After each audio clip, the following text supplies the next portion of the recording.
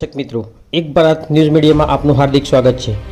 રાજ્યભરની શાળાઓમાં હાલ ઉનાળુ વેકેશન ચાલી રહ્યું છે, પણ સાબરકાંઠા જિલ્લાના વડાલી તાલુકામાં આવેલી સવાસલા પ્રાથમિક શાળાના આચાર્ય શ્રી સુરેશભાઈ એસ વણકરની વેકેશનમાં પણ છેલ્લા 19 વર્ષથી પર્યાવરણની જાળવણીમાં જોતરાયેલા છે। અત્યાર સુધીમાં એક પણ રજા પાડ્યા સિવાય તેઓ શાળામાં હાજર રહે છે। સાથે સાથે શાળામાં અને ગામમાં વાવેતર કરેલ વિવિધ વૃક્ષોની માવજત પણ કરી રહ્યા છે। સ્વસ્થ સમાજનું નિર્માણ શિક્ષકો થકી થાય છે। આ શિક્ષકોને માત્ર શિક્ષણ જ નહીં પરંતુ સંસ્કાર અને જીવન ઘડતરનું કામ પણ કરે છે। વાત કરવી છે સાબરકાંઠા જિલ્લાના વડાલી તાલુકાની સવાસલા પ્રાથમિક શાળાના આચાર્ય શ્રી સુરેશભાઈ વણકર કે જેઓ છેલ્લા 19 વર્ષથી એક પણ રજા પાડ્યા સિવાય પર્યાવરણની જતન કરી રહ્યા છે। શ્રી સુરેશભાઈ વર્ષ 2001થી સવાસલા પ્રાથમિક શાળામાં ફરજ બજાવે છે।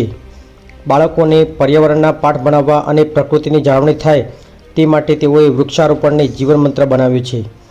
આજ દિન સુધી શાળામાં કે ગામમાં વાવેતર કરેલ વૃક્ષોને સુકાવા દીધા નથી। આ ઉપરાંત તાલુકાની 15 જેટલી શાળાઓમાં બગીચા નિર્માણ, વડાલી મામલતદાર કચેરી ખાતે પણ બગીચાનું નિર્માણ કરીને જિલ્લાના સાચા ગ્રીનમેન બન્યા છે।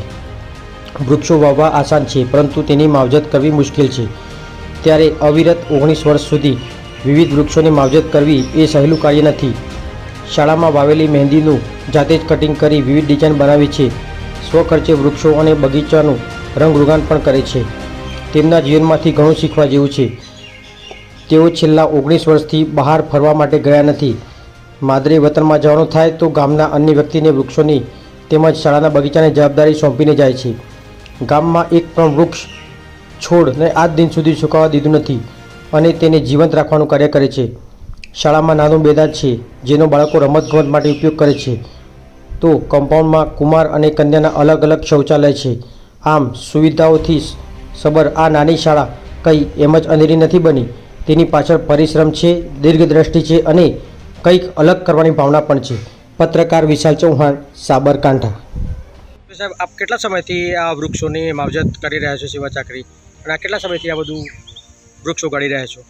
સર, હું અહીંયા 2001થી આવ્યો હતો, તો 2001થી ત્યાં 24 વર્ષ સુધી હું આ પર્યાવરણની જાળવણી કરી રહ્યો છું। અને આનું પાછળનું મુખ્ય હેતુ એટલું છે કે બાળકો શાંતિથી આવે અને શાંતિપૂર્વક શાળામાં અભ્યાસ કરે અને વિશેષના સમયના છુટ્ટીના સમયે તે શાંતિથી રમી શકે, એ મારો મુખ્ય હેતુ છે। અને પર્યાવરણની જાળવણી કરવી એ પણ મારો મુખ્ય હેતુ છે। આજ દિન સુધીમાં આપણે કેટલા વૃક્ષો વાવ્યા અંદર? આજ સુધીમાં લગભગ 12 થી 13 હજાર મેં વૃક્ષોનું માવજત કરી અને ઉછેર્યા છે।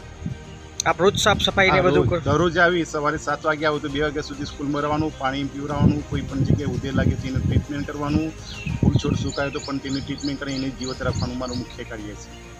તો આટલા વર્ષથી આપ એકલા જાતે જ માવજત કરી રહ્યા છો વૃક્ષોને? એમને 24 વર્ષ એકલું જ જાતે માવજત કરી રહ્યો છું। રજાના સમયનો ઉપયોગ કરો છો? હા, દરરોજ આવવાનું અને દરરોજ સફાઈ કરવાની, પાણીના સમય ટોકો ભરવાનો અને ફુવારા ચાલુ કરી અને પછી બગીચામાં માવજત કરવાની।